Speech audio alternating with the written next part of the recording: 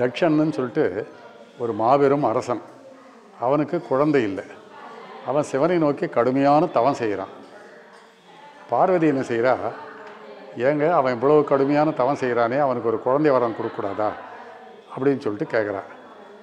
சிவன் திருவிளையாடலில் பேர் போன ஆள்.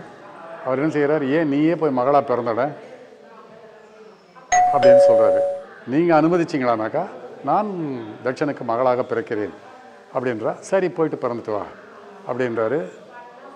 பார்வதி தட்சனுக்கு மகளாக பிறந்து தாட்சாயினின்ற பெயரோடு சிறப்பான முறையில் வளர்த்து ஆளாக்குறான். குறிப்பிட்ட வயது வந்த உடனே தாட்சாயினிக்கு திருமணம் செய்கிறதுக்காக தட்சன் ஏற்பாடு செய்கிறான். அப்போ தாட்சாயினி என்ன சொல்கிறா, நான் சிவனை தவிர வேறு யாரையும் திருமணம் செஞ்சுக்க மாட்டேன் அப்படின்றா. அதெல்லாம் முடியாது, என்னை போல ஒரு சிறந்த மன்னனுக்கு தான் உன்னை நான் மனைவியாக மாற்றுவேனே ஒழிய சிவனுக்கு நான் மனைவியாக மாற்ற மாட்டேன்றாரு. தாட்சாயினி என்ன சொல்கிறா, எவ்வளவு சொல்லியும் அவன் தட்சன் கேட்கல. அவன் சுயவரத்துக்கு ஏற்பாடு பண்ணுறான். உடனே தாட்சாயினி சிவனை நோக்கி வேண்டா. உடனே சிவன் என்ன செய்கிறாரு, அப்படியானா நீ புறப்பட்டு வா, கைலாயத்துக்கு வான்னு சொல்லிடுறாரு. தாட்சாயினி கைலாயத்துக்கு போயிடுறான். தட்சனுக்கு ரொம்ப வெறுப்பாகி போகுது. என்னுடைய மகளை சிவன் அழைச்சிட்டு போயிட்டானே, என்னை அவமானப்படுத்திட்டானே அப்படின்னு சொல்லிட்டு சிவனை அவமானப்படுத்தணுன்றதுக்காக அஸ்வமேத யாகத்துக்கு ஏற்பாடு செய்கிறான். யார்? தட்சன். அந்த அஸ்வமேத யாகத்துக்கு அத்தனை பேரையும் அழைக்கிறான். பிரம்மா, விஷ்ணு, 33 கோடி தேவர்கள், 88,000 ரிஷிகள், அத்தனை பேரையும் அழைக்கிறான் சிவனை தவிர. பிரம்மாண்டமான ஏற்பாடு நடக்குது அஸ்வமேத யாகத்துக்கு. பார்வதி தன்னுடைய கணவனை கேட்குறா, ஏங்க பிள்ளை வர வேணுன்றதுக்கு மட்டும் உங்களை அவ்வளோ வரம் கேட்டானே, என்னுடைய தகப்பனாராக இருந்தவன் இப்போ உங்களை அழைக்காமையே இந்த நிகழ்ச்சி நடத்துகிறாரு, அது எப்படி அது அப்படின்னு கேட்கும்போது, என்னத்துக்கு இப்போ அதை நான் கேட்கணும், அப்போ நாம் போனோம் அசிங்கம், கூப்பிடலன்னு சொல்லி கேட்குறதும் அசிங்கம், தேவையில்லைன்றார். இல்லை உங்களை அவமானப்படுத்தணுன்றதுக்காக நடக்கிற அந்த நிகழ்ச்சியை நான் போயிட்டு தட்சனை தட்டி கேட்க போகிறேன்றார். சிவன் எவ்வளவு சொல்லியும் கேட்கல. என்னுடைய கணவருக்கு ஏற்பட்ட அவமானத்துக்கு நானே பொறுப்பாகக்கூடாது அப்படின்னு சொல்லிட்டு நான் போய் வருவேன்றார். சிவன் என்ன செய்கிறார், போ அப்படின்னுறாரு. போய்வான்னு சொல்லலை, போ அப்படின்னுறாரு. அங்கேருந்து பூலோகத்துக்கு வர அந்த அம்மா வரும்போதே வாயிற்படியில் நிற்கிற தட்சன், நீ ஏன் இங்கே வந்த, போ வெளியிலன்றான். என்னுடைய கணவரே என்னை போன்னு சொல்கிறாரு, நீங்கள் என்னை பெற்ற தகப்பனும் நீங்கள் என்னை போன்னு சொல்கிறீங்க, நான் ஏன் இருக்கணும் அப்படின்னு சொல்லிட்டு வேகமாக தட்சனை தள்ளி விட்டுட்டு உள்ளே போயிட்டு யாக குண்டத்தில் இறங்கிடுறாங்க. அந்த யாக குண்டமானது பயங்கரமான நெருப்பு ஜுவாலையாக எரியுது. அம்மையாரை சுற்றி எரிஞ்சிட்ருக்கே ஒழிய அம்மையார் மத்தியிலே நின்றுட்டுருக்கான். இது சிவனுக்கு தெரிஞ்சு போகுது. உடனே தன் வேர்வையை சிந்தி வீரபாகுன்ற ஒரு வீரனை உருவாக்கி, நீ போயிட்டு தாட்சாயினை அழைச்சிட்டு வந்துரு அப்படின்றாரு. வீரபாகு பூலோகத்துக்கு வந்து அந்த அம்மையாரை கூப்பிட்டா, என்னை போய் என்று சொன்ன என் கணவரே கூப்பிட்டா தான் நான் வருவேன், வேறு யார் கூப்பிட்டாலும் வரமாட்டேன்னுறாங்க. உடனே தட்சன் என்ன செய்கிறான், வீரபாகு அழைச்சிட்டு போடான்றான். அந்த அம்மா வரமாட்டேன்றாங்கன்னும் போது வீரபாகுக்கு ரொம்ப கோபம் தட்சனை வதம் பண்ணுறான். தட்சனுக்கு அப்போ தான் புத்தி சிவனை நோக்கி தவம் செஞ்சு நான் செஞ்சது தவறு, உங்களை அழைக்காமல் போனது தவறு தான், என்னை மன்னித்து விடுங்கன்னு சொல்லிட்டு ரொம்ப வேண்டிக்கிறான். அவனுக்கு மோட்சம் கொடுக்குறாரு. உடனே பார்வதி என்ன செய்கிறா, வீரபாகு போயிட்டு சிவன்கிட்ட சொல்கிறார், ஐயா நீங்களே அழைச்சத்தான் வருவீங்களான்னு சொல்லிட்டு. உடனே கைலாயத்திலிருந்து சிவன் பூலோகத்துக்கு வர்றார். அவர் முதல்ல சிவனாகவே பூலோகத்துக்கு வந்தது முதலும் கடைசியுமான நிகழ்வு அதுதான். இங்கே இந்த மலையடி வர ராஜகம்பீர மலை அம்மன் கோயில் பக்கத்திலே இருந்து பாருங்க. இந்த மலை அவருடைய கோபமும் வெம்மையும் தாங்காமல் 2ஆக பிளந்து போகுது. அதாவது அந்த மலை உச்சியிலிருந்து பூமியோடு அழுந்தி 2ஆக பிளந்து போகுது. அவருடைய பாதம் பட்ட இடம் இன்றைக்கும் மிதிமலை என்று அழைக்கப்படுகிறது. அங்கே அவருடைய பாதம் இருக்கிற இடம் மிதியடி, அந்த பகுதி மிதிமலை. இன்றைக்கும் அந்த ராஜகம்பீர மலைக்கும் அது பக்கத்தில் இருக்க மத்தியில் இருக்க அந்த பாதையில் அதோட சிவனுடைய பாதம் இருக்குது, பூஜை பண்ணிகிட்டு இருக்காங்க. அதை உடனே பார்வதி என்ன செய்கிறா, நீங்கள் இங்கே வராதிங்க, நீங்கள் இங்கே வந்தால் திரும்பவும் அவமானப்பட வேண்டியதாக இருக்கும், அழையாத வீட்டுக்கு ஏன் நீங்கள் வர போகிறீங்க, நீங்கள் எங்கே என்னை வர சொல்கிறீங்களோ அங்கே நான் இருக்கிறேன், நீங்கள் என்னை அழைச்சிட்டு போங்கன்ற. உடனே சிவன் என்ன செய்கிறாரு, நீ காஞ்சிபுரம் போயிட்டு என்னை மண்ணால் சிவலிங்கம் செய்து என்னை பூஜித்து வா, நேரம் வரும்போது உன்னை அழைத்துக் கொள்கிறேன் அப்படின்னு சொல்லிட்டு தன்னுடைய வலது பாதத்தை அடியண்ணாமலையில் வைக்கிறார். மலை மேலே வைக்கல, அதாவது மலையில் வச்சா அது இன்னொன்றுங்க, இந்த மலை வந்து பிளந்து போன உடனே தீப்பழம்பாய் போகுது, பயங்கரமான தீப்பழம்பாய் போகுது. அதனால் மலை மேலே வைக்காத, மலை பிளந்துருன்னு சொல்லிட்டு அடியண்ணாமலையில் வைக்கிறார். எல்லா கோவில்களையும் ஈசானிய மூலையில் தான் இருக்கும் கிணறு, அதாவது குளம் கிணறு எல்லாமே. ஆனால் அந்த கோயிலில் நேர் எதிர்த்த மாதிரியே இருக்கும் குளம். அந்த கோயிலினுடைய எதிர்க்க இருக்க அந்த பாறையினுடைய அடிவாரத்தில் இன்றைக்கும் அவர் வலது பாதம் இருக்குது. அதனால தான் அதுக்கு அடியண்ணாமலைன்னு பேர் வச்சுது. அவருடைய வலது பாதம் பட்ட இடம் அது. இந்த ராஜகம்பீர மலை தீப்பழம்பாய் போச்சு. உடனே சிவனுடைய தலையில் இருக்க கங்கை என்ன செய்கிறா, தன்னுடைய சகோதரன் மகாவிஷ்ணுவை பார்த்து, திருமாலை பார்த்து, அண்ணா ராஜகம்பீர மலை தீப்பழம்பாய் போச்சு, அது உலக பிரளயமே வந்துடும் போல இருக்குது, ஆகவே அந்த தீப்பழமை நீங்கள் எப்படியாவது அணைக்கணுன்ற. உடனே பெருமாள் என்ன செய்கிறார், ஏமா நீயே கங்கை, நீ அணைக்கக்கூடாதான்னு கேட்குறாரு. நான் அவர் தலையிலிருந்து கொதிச்சிட்டு இருக்கேன், அவர் இப்போது திருவண்ணாமலை அடியண்ணாமலையில் நின்றுட்டுருக்காரு, ஆகவே நீங்கள் அதை அணைச்சே தீரணுன்ற. அவர் பாதை வச்ச இடத்த நான் எப்படி அணைக்கிறதுன்றாரு. ஒரு தங்கைக்காக இதை கூட செய்யக்கூடாதா அப்படின்னு வேண்டும்போது பிரம்மாவே மகாவிஷ்ணுவே முதல்ல இங்கே உருவாக்குறாரு ஒரு குளத்தை. அவர் பெயரால் அவர் சொல்கிறாரு, நீங்கள் உருவாக்குற குளத்தில் நானே ஊற்று எடுக்கின்றேன் அப்படின்னு கங்கை சொல்ல முதல்ல இந்த குளத்தை உருவாரு. இந்த மலையை ராஜகம்பீர மலையை சுற்றி 8 குளத்தை உருவாக்குறாரு. அது 7 குளம் இன்றைக்கி இருக்குது, ஒரு குளம் சிதலமடைஞ்சு போயிருக்கு. எல்லா குளத்துக்கும் பெருமாள்னே, காட்டு பெருமாள் குளம், ஊற்று பெருமாள் குளம், இது முதல்ல உருவாக்கினதுனால பெருமாள் குளம். பாலி பெருமாள் குளம், கொட்டை பெருமாள் குளம், வாணி பெருமாள் குளம், செட்டி பெருமாள் குளம்னு எல்லாம் பெருமாள்ன்ற பேர்லையே முதல்ல உருவாக்கின அந்த பெருமாள் குளத்தில் இருந்து கங்கையே ஊற்றெடுத்து இந்த மலை தேய அணைச்சிட்டான். முதல்ல சிவன் ஜோதி தரிசனமாக இருந்தது இந்த மலை தான். 2வது மலை தான் திருவண்ணாமலையும். திரும்பவும் கங்கை என்ன செய்கிறா, அண்ணா இந்த திருவண்ணாமலை மலையும் ஜோதி ஆகி தீப்பழம்பாய் போச்சு, அதை நீங்கள் அணைக்கிறீங்களோ இல்லையோ வேண்டாம், அவருடைய கோபத்தை நீங்கள் எப்படியாவது தணிக்கணுன்ற. அங்கே போய் சிவன் என்ன செய்கிறார், தன்னுடைய வலது பாதத்தை மட்டும் அந்த பாறையில் வைக்கிறார். அந்த பாதை பூமியோடு அழுதி போகிறது, பெரிய அதான் அந்த குளம். அவர் இடது பாதத்தை தூக்கி வச்சுட்டு விண்ணுக்கும் மண்ணுக்குமாக விஸ்வரூபத்தில் நிற்கிறார் சிவன், எங்கே அடியண்ணாமலையில்.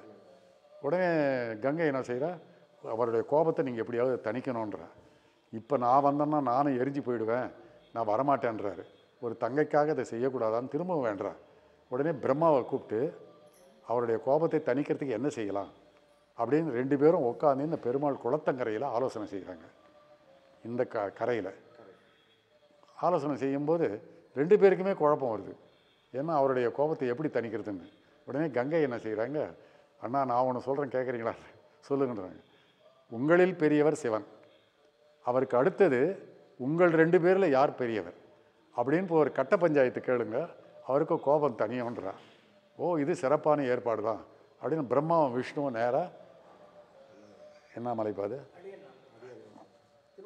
திருவண்ணாமலையில் அந்த துர்க்கை அம்மன் கோயில் இருக்கு, பவளப்பாறை, பவழக்குன்று மேலே பிரம்மாவும் விஷ்ணுவும் போய் நிற்கிறாங்க. உடனே சிவன் விண்ணுக்கும் மண்ணுக்கும் நிற்கிறாரு. அவருடைய முகம் எங்கே இருக்குதுன்னு தெரியல, பாதம் எங்கே இருக்குதுன்னு தெரியல, விஸ்வரூபத்தில் நிற்கிறாரு. அவர் 2 பேரையும் பார்த்துட்டு என்ன இவ்வளோ தூரம் வந்திருக்கீங்களேன்றாரு.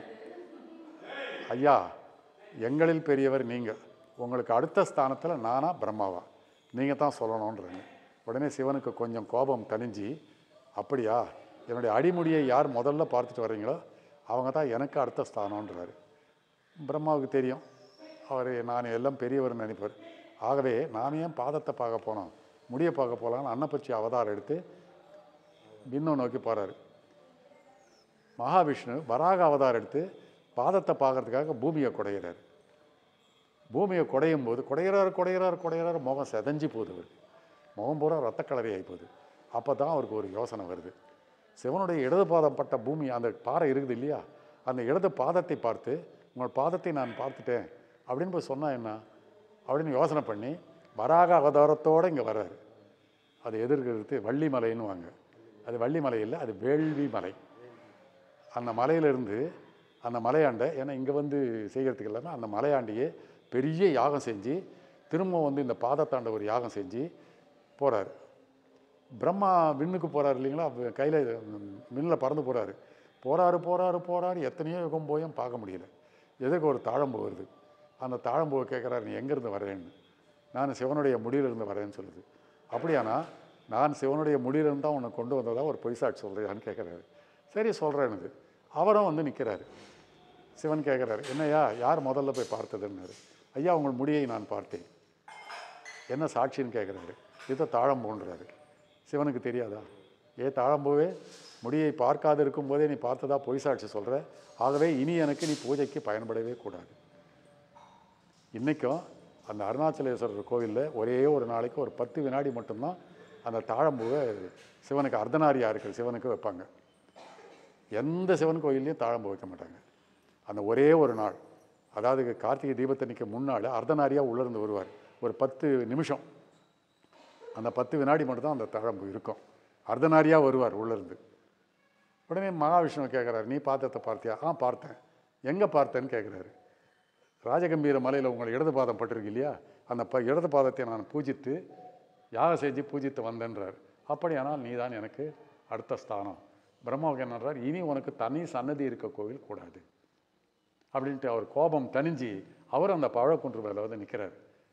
நின்று மகாவிஷ்ணுவை பார்த்து, நீ உண்மையை பேசி காரியத்தை நிறைவேற்றினேன், உனக்கு என்ன வர வேணும்னு கேட்குறாரு. ஐயா உங்களையே நினச்சி காஞ்சிபுரத்தில் என்னுடைய தங்கை தவன் இருக்காங்களே, அவங்கள நீங்கள் சேர்த்து அழைச்சிக்கணும்னு கேட்குறாரு. அப்படியானா நீயே போய் அழைச்சிட்டு வான்றாரு. ஏற்கனவே வீரபாகு போகும்போதே வரமாட்டேன்னு சொன்னவங்க நான் போனால் வருவாங்களா அப்படின்னு கேட்குறாரு மகாவிஷ்ணு. இல்லை நீ தங்கை தானே, உன்னுடைய தங்கை நீயே அழைத்து வா அப்படின்றாரு. நீங்கள் இருக்க இடத்துல நான் போகிறது சரிப்படுமா அப்படின்னும்போது சிவன் சொல்கிறார், நீ போயிட்டு கால் வைக்கின்ற இடம் சின்ன காஞ்சி, நான் இருக்கும் இடம் பெரிய காஞ்சி, போதுமா? அதாவது எங்களை விட பெரியவர் நீங்கள் இருக்கிற இடத்த நான் போகலாமான்னு கேட்குறாரு. அதுக்கு தான் நீ போய் இருக்கும் இடம் சின்ன காஞ்சி, நான் இருக்கும் இடம் பெரிய காஞ்சி, போய் அழைச்சிட்டு வான்றாரு. உடனே பெருமாள் இங்கேருந்து போய் சகோதரியை கூப்பிட்றாரு. அந்த அம்மா சந்தோஷமாக திருவண்ணாமலைக்கு புறப்பட்டு வராங்க. அதாவது காஞ்சிபுரத்துலேருந்து திருவண்ணாமலை வரைக்கும் 64 இடங்களில் சிவனை, அந்த செய்யாற்றன் கரையில் சிவனை லிங்கமாக பிடிச்சி வச்சு பூஜை பண்ணி பவழக்குன்றுக்கு வந்து நிற்கிறாங்க. நிற்கும்போது சிவன் ரொம்ப சந்தோஷமாகிடுறாரு. உனக்கு என்ன வர வேணும்னு கேட்குறாரு. ஐயா உங்களுடைய வார்த்தையை நான் கேட்காமல் போய் என்று சொன்ன பிறகும் நான் வந்தேன், போய்வான்னு சொல்லலை, போன்னு சொன்னதுக்கு நான் வந்துட்டேன், அதுக்கான தண்டனை அனுபவிச்சிட்டேன். உங்களை பிரியாது இருக்கும் வர வேண்டும், எக்காலத்திலும் உங்களை பிரியாது இருக்கும் வர வேணும்னு கேட்குறாங்க. சரி அப்படியானால் வா அப்படின்றாரு. அப்போ என்ன சொன்னார்? போன்னு சொன்னார். இப்போ வான்னு சொல்கிறார். அம்பாள் கிட்ட வந்து நின்ன உடனே தன்னுடைய இடது பாதத்தோடு சேர்த்து அணைத்து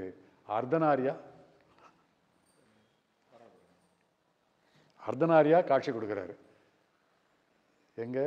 பவழக்குற்று மேலே அர்த்தநாரியாக காட்சி கொடுத்த உடனே பார்வதி கேட்குறா, நான் உங்களோட சேர்ந்து இணைஞ்சிட்டேன், என்னுடைய அவதாரமாக கங்கை அவதாரம் எடுத்தேன் இல்லையா, பகீரதனுக்கு வரம் கொடுக்கறதுக்கு தானே என்ன அனுப்பிச்சி வச்சிங்க, கங்கையை அனுப்பிச்சி வச்சிங்க. ஆகவே கங்கை இருக்கிற அந்த எங்கள் அண்ணனால் உருவாக்கப்பட்ட குளத்தக்கரையில் கங்கை இருக்காளா, அதுதான் இருக்கேன். நீ எனக்கு இங்கே உண்ணாமலையாக இருப்ப, அங்கே அந்த அம்பாள் கங்காதேவியாக இருப்பா. நீ என்னோட இருக்க, அங்கே அவள் சகோதரனோட இருப்பா அப்படின்னு சொன்னதுக்கப்புறம் இங்கே கங்கை கரையிலேயே இருந்தாங்க. பெருமாளுக்குங்க கோவிலும் இருந்திருக்கு. இது தலை வரலாறு, சரித்திர வரலாறு. சொல்லட்டுங்களா?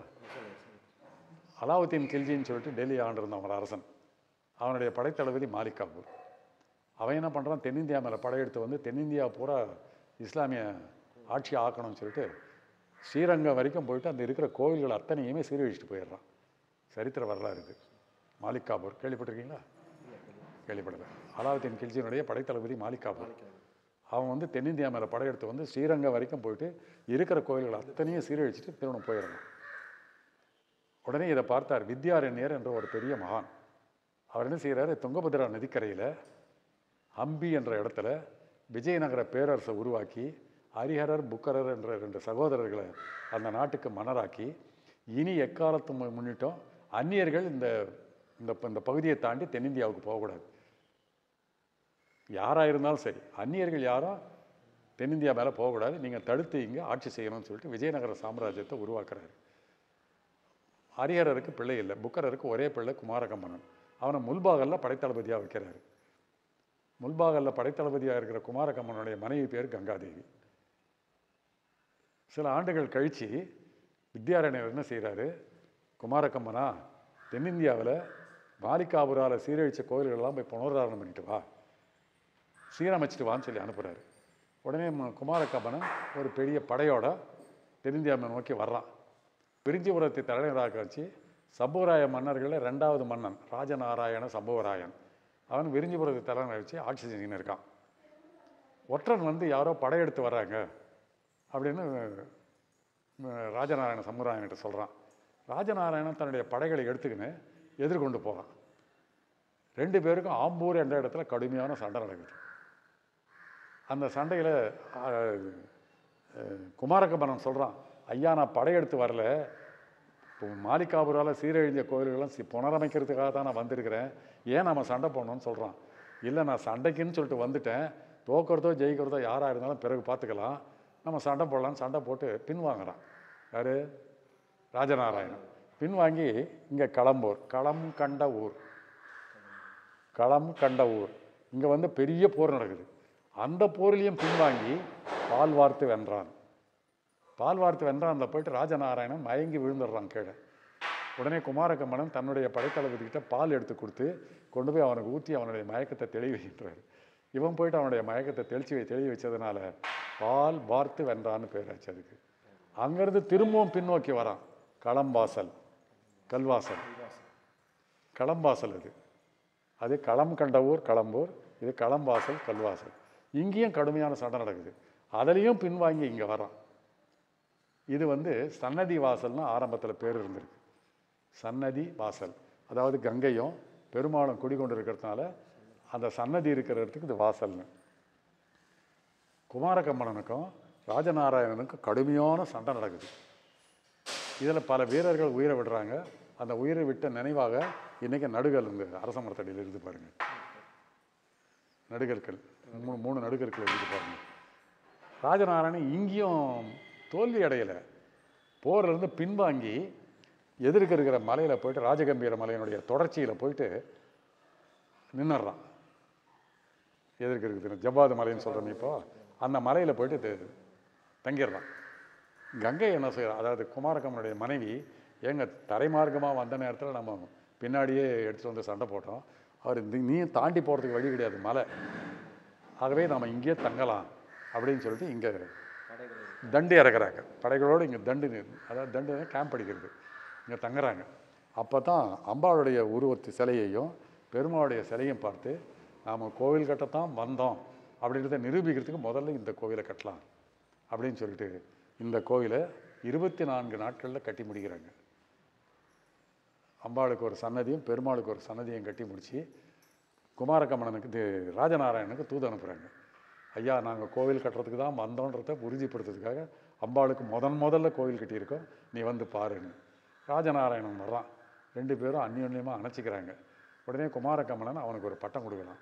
வென்று மண் கொண்ட, அன்பினால் வெற்றி பெற்று, அதாவது நீயே ஜெயிச்சிட்ட ராஜநாராயணா, நீயே ஜெயிச்சிட்ட, நான் தோல்வி அடைந்ததோ இருக்கட்டும், ஆகவே உனக்கு வென்று மண் கொண்ட அப்படின்னு ஒரு பட்டப்பெயர் கொடுக்குறேன்னு சொல்லிட்டு பட்டப்பெயர் கொடுத்து அவனுடைய படைகளையும் எடுத்துக்கிட்டு போய் தென்னிந்தியாவில் சீரழித்த கோயில்கள்லாம் புனராரம் பண்ணிட்டு திரும்பி போகிறார். 1347 இந்த கோவில் கட்டியதா வரலாறு இருக்குது. இந்த கோயிலுடைய தல வரலாறு குமாரக்கம்பனுடைய மனைவி கங்காதேவி எழுதுந்து சாளுவாத்யுகன்னு ஒரு புக், அது மதுரா விஜயம். அந்த புக்கில் வந்து இந்த கோயில் வரலாறுலாம் வருது. தஞ்சை சரஸ்வதி மகால் நூலகத்தில் இருக்குது. சாளுவாத்யுகன்னு ஒரு ஓலைச்சுவடி, மதுரா விஜயன்னு ஒரு ஓலைச்சுவடி. அந்த மதுரா விஜயத்தை யார் செஞ்சது, யார் எழுதுனா கங்காதேவி, குமாரக்கம்பனுடைய மனைவி. அந்த அம்மா எழுதுன்றது. அடுத்தது 17ஆவது நூற்றாண்டில் அம்பாளுக்கும் பெருமாளுக்கும் விளக்கேற்றி வைக்கிறதுக்காக மதுரை ஆண்டிருந்த திருமலை நாயக்கன் மன்னனுக்கு செல்லக வீரப்பன் தாங்கல் என்ற கிராமத்தை வீரப்ப கவுண்டர் என்றவர் தானமாக கொடுத்து சாசனம் எழுதி வச்சிருக்காரு. அந்த கல்வெட்டு இருக்குது பாருங்க. அந்த கல்வெட்டில் செல்லக வீரப்பன் தாங்கல் என்ற கிராமத்தை தானமாக திருமலை நாயக்கனுக்கு, அதாவது பல்கொன்ற கோட்டத்து தச்சூர் நாடு முருங்கமங்கலப்பற்று ராஜகம்பீர மலைக்கடைப்பற்றில் சேனைக்கு மீண்டான் வாசல் ஊரகவர் அப்படின்னு வருது அந்த கல்வெட்டில். பல்கொன்ற கோட்டத்து தச்சூர் நாடு முருங்கமங்கலப்பற்று ராஜகம்பீர மலைக்கடைப்பற்றில் சேனைக்கு மீண்டான் வாசல் ஊரகவர். திருவேங்கடநாதன் ஐயனுக்கும் ஸ்ரீ ஸ்ரீ கங்காதேவிக்கும் திருவிளக்கு ஏற்றி வருவதற்காக திருவினையாட்டமாய் மதுரை மன்னன் திருமலை நாயக்கன் ஐயனுக்கு சாசனம் எழுதி கொடுக்கப்பட்டது. அந்த செல்லக வீரப்பந்தாங்கள் தான் செட்டித்தாங்கள். அந்த கிராமத்தில் வர்ற வருவாயை வச்சு இந்த அம்மனுக்கும் பெருமாளுக்கும் விளக்கேற்றி வைக்கணுமா. இந்த கைங்கரியத்துக்கு யார் அகுத்தம் செய்தாலும் அவர்கள் கங்கை கரையில் காராம்பசுவை கொன்ற பாவத்திற்கு ஆளாக கடவர்னு எழுதி வச்சுக்கிறாரு. இது சரித்திர வரலாறு. இது 1982 மகா பெரியவரை போய் கேட்டு இதை புனராரம் பண்ணுறதுக்கு ஆரம்பித்தோம். அவர் 54 இங்கே கோயிலுக்கு வந்திருக்காராம். அவளை பாரு, கங்கை அம்மன் கிடையாது, அவள் கங்காம்பிகா, கையில் அமுத கலசத்தோடு இருப்பாள், அன்னபூர்ணேஸ்வரனுடைய அவதாரம் அவள். ஆகவே அவளை கங்காம்பிகா தான், அவள் கையில் அமுத கலசத்தோடு இருப்பா பாருங்கன்றாரு. அதுக்கப்புறம் தான் நாங்கள் பார்த்தா கையில் அமுத கலசத்தோடு இருக்கா அம்பாள். சரி, அதுக்கப்புறம் தான் 84 ஆரம்பித்து 86 கும்பாபிஷேகம் ஆச்சு. 95 ஒரு கும்பாபிஷேகம் ஆச்சு. 2014 இப்போது 2023 இந்த ரதம், அந்த ஆர்ச்சி, அந்த மணி, அதுக்கெல்லாம் ஆச்சு. இது சரித்திர வரலாறு. ஆக பெருமாளுக்கு இங்கே சன்னதி இருந்திருக்கு, அது சீரழிஞ்சு போச்சு. ஆனால் அந்த துவஜஸ்தம்பம் மட்டும் இருந்தது அங்கே. அதை எதிர்க்க பாருங்கள், அதில் சங்கு சக்கரம் கருடாழ்வாரோடு இருப்பாது. அந்த கம்பம் இங்கே இருந்தது, அம்பாளுக்கு எதிர்த்த மாதிரியே. இங்கேருந்து அந்த கோயிலை விஸ்தீர்ணம் பண்ணுறதுக்காக எதிர்க்கு வச்சுட்டோம். அம்பாள் அமர்ந்த கோலத்தில் எந்த விதமான கொலை ஆயுதங்களும் கிடையாது. ஒரு கையில் அமுத கலசம், இந்த கையில் அமுத கலசம், இந்த கையில் இந்த கையில் வேப்பிலை, அதாவது வேப்பிலை, ஒரு கையில் உடுக்கை, இந்த கையில் அந்த தண்டம் மந்திரக்கோள், ஒரு கையில் அமுத கலசம், இந்த கையில் தண்டம், இந்த கையில் வேப்பிலை, அந்த கையில் உடுக்கை. அம்மன் இந்த கோலத்தில் தான், அமர்ந்த கோலத்தில் இருக்காங்க, சாந்த கோலம். ஆக இன்றைக்கும் அந்த மிதிமலையில் அந்த பாதத்தை போயிட்டு வணங்குறாங்க. அவருடைய இடது பாதம் அப்படியே அந்த பாறை மேலே அப்படியே பாதம், அங்கே கோவில் இருந்திருக்கு. அந்த பாதத்துக்கு பக்கத்துலேயே சிவனுக்கு கோவில் இருந்திருக்கு. அந்த பையில் கருங்கல் போட்டு அருமையான பாதை போட்டிருக்குறாங்க அந்த கோவிலுக்கு போகிறதுக்காக. இன்றைக்கி அந்த பாதை இருக்குது, அந்த கருங்கல் பாதை இன்றைக்கி இருக்குது அந்த பக்கம் இறங்குறதுக்கு. அதுக்கு முந்தைய அந்த பக்கம் இருக்கிறவங்களாம் அதை வழியாக தான் வருவாங்க. மிதிமலை, மிதியடின்னு பேர். அது தல வரலாறு. இது 2 வரலாறுமே இந்த கோயிலுக்கு அவ்வளோ சிறப்பாக இருக்குது. ஆக குமாரகம்மனன் தன்னுடைய படைகளோடு அங்கே போய் தங்கினதுனால அதுக்கு படை வீடுன்னு பேர் வச்சாங்க. இது தல வரலாறு. இந்த தல வரலாறு சரஸ்வதி மகால் நூலகத்தில் சாலோபியுகம், மதுரா விஜயம் அப்படின்னு 2 ஓலைச்சுவடி நூல் இருக்குது. சென்னையில் கன்னிமரா லைப்ரரியில் நீலகண்ட சாஸ்திரி எழுதின ஒரு புக்லேயும், சீனிவாச சாஸ்திரி எழுதின புக்லேயும் சரித்திர வரலாறு வருது. ஆக இது குமாரகம்மனன் அவனுடைய மனைவி கங்காதேவியால் ஆரம்பத்தில் கட்டப்பட்ட கோவில். அது இவங்களுக்கெல்லாம் ஒரு பிராப்தம் கிடச்சிருக்கு அதை புனராரணம் பண்ணுறதுக்கு. இதாங்க ரொம்ப சந்தோஷம்.